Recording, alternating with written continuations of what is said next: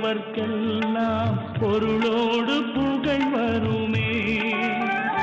வருவாய் விரைவாய் வருவாய், நிறைவாய் அருளே தருவாய். வைகுந்த வாசனே மாதவா, ஸ்ரீலக்ஷ்மி நாதனே கேசவா. திரு கோவிந்த நாமம் சொன்னாலே போதும் ஆனந்த நிலை வருமே.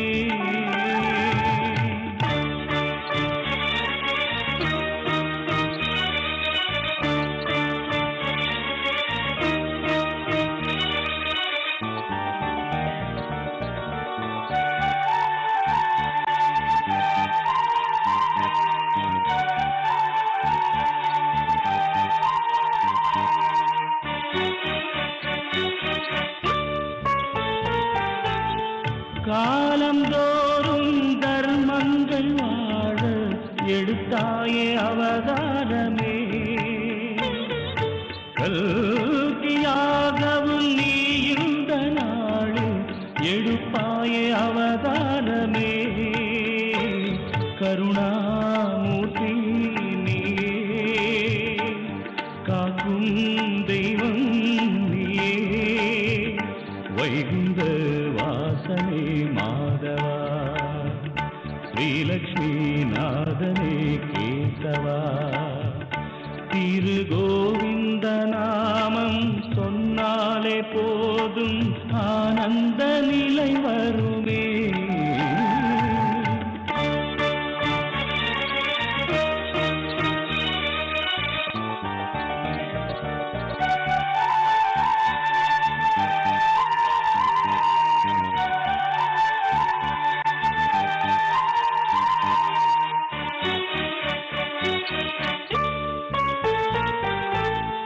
ஆதிமூலம் ஆனந்த ரூபம் கொண்டாய நாராயணனே. ஆதி அந்தம் ஏதுமில்லாமல் அருள் கூறும் பூரணனே. மலைமேல் வாழும் இறைவா, அலமேல் மங்கை நாதா. சங்குடு சக்கரம் கொண்டவா, மங்களம் தந்திட நின்றவா. திரு கோவிந்த நாமம் சொன்னாலே போதும் ஆனந்த நிலை வருமே. உன் கோலத்தை காணும் அடியவர்க்கெல்லாம் பொருளோடு புகழ் வருமே. வருவாய் விரைவாய் வருவாய், நிறைவாய் அருளே தருவாய். வைகுந்த வாசனே மாதவா, ஸ்ரீலக்ஷ்மி நாதனே கேசவா. திரு கோவிந்த நாமம் சொன்னாலே போதும் ஆனந்த நிலை வருமே.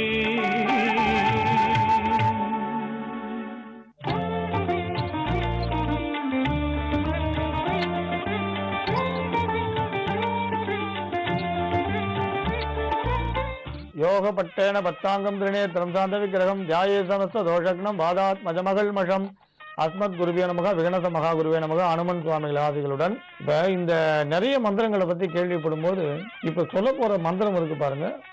ஸ்ரீவித்யா உபாசகர்களுக்கு இந்த தேவியை பத்தி தெரியும். லலிதா சகஸ்ரநாமம் படிக்கிறவா, லலிதோபாக்கியானம் தெரிஞ்சவர்களுக்கு இந்த தேவியை பத்தி தெரியும். இந்த தேவியாகப்பட்டவள் மிக மிக அற்புதமான சக்தி வாய்ந்தவள். அஸ்வாரூடா அப்படின்னு அழைக்கக்கூடிய அந்த தேவியின் குதிரை வெண்மை நிறமானது. 1000 யானைகள் மத யானைகள் ஒன்று சேர்ந்தா எவ்வளவு பலமோ அவ்வளோ பலம் இந்த குதிரைக்கு உண்டு. அபராஜிதம் அப்படின்னு பேர் இந்த குதிரைக்கு. இந்த குதிரை மனோவேகம் அப்படின்ற மனோவேகத்துல செல்லக்கூடியது. மனோவேகம்னா ஒரு க்ஷணத்துல எத்தனையோ உலகங்களை கடந்து போகக்கூடிய அற்புதமானது. இந்த அஸ்வாரூடா தேவியாகப்பட்டவள் லலிதா பரமேஸ்வரியோட குதிரைப்படை தலைவி. இந்த அஸ்வாரூடா அப்படின்ற தேவி எப்படின்னு கேட்டீங்கன்னா வசீகரமான சக்தி உள்ளவள். எப்பேற்பட்ட விஷயங்களையும் சாதிக்கக்கூடியவள், வசீகரமான சக்தி உடையவள், எப்பேற்பட்ட பிரயோகங்களுக்கும் மாற்று தரக்கூடியவள். இந்த தேவியின் மந்திரத்தை தொடர்ந்து ஜபிக்கிறதும் அஸ்வத்தை பூஜிக்கிறதும் விசேஷம். அதாவது இந்த தேவியோட மந்திரத்தை ஜபம் செய்யக்கூடியவர்கள் வீட்டில் சுபகாரியம் நடக்கும்போது ஒரு பெரிய யாகம் பண்றோம் அப்படின்னா அப்போ அந்த வீட்டில் வெள்ளையான குதிரையை வர வச்சு அந்த குதிரையை பூஜித்து அஸ்வத்தை பூஜித்து அதுக்கப்புறம் மற்றதை செய்வா. இந்த அஸ்வாரூடா தேவியோட மந்திரத்தை குதிரையோட வலது காதில் சொல்லுவான்னு சொல்லியிருக்கான். பிரயோக ரகசியம்னு சொல்லுவாள். இது ஒரு அற்புதமானது. ஆனால் அந்த அளவு உங்களால் பண்ணணும்னு அவசியம் இல்லை. சாதாரண வீடுகளில் இந்த அஸ்வாரூடா தேவியோட மந்திரத்தை 28 உரு நீங்கள் ஜபிக்கலாம். அஷ்டமி இல்லை நவமியில் ஆரம்பிக்கலாம். 28 உரு ஜபம் செய்யலாம். இல்லை பௌர்ணமியில் ஆரம்பிக்கலாம். இந்த மந்திரத்தை ஜபிக்கக்கூடியவர்களுக்கு வரக்கூடிய பலன் அபரிதமானது.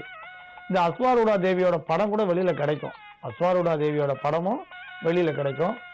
இந்த அஸ்வாரூடா தேவியை ஜபிக்கிறவங்க லலிதா சகஸ்ரநாம பாராயணம் தொடர்ந்து செய்யலாம். விடாம லலிதா சகஸ்ரநாமத்தை பாராயணம் பண்ணலாம்.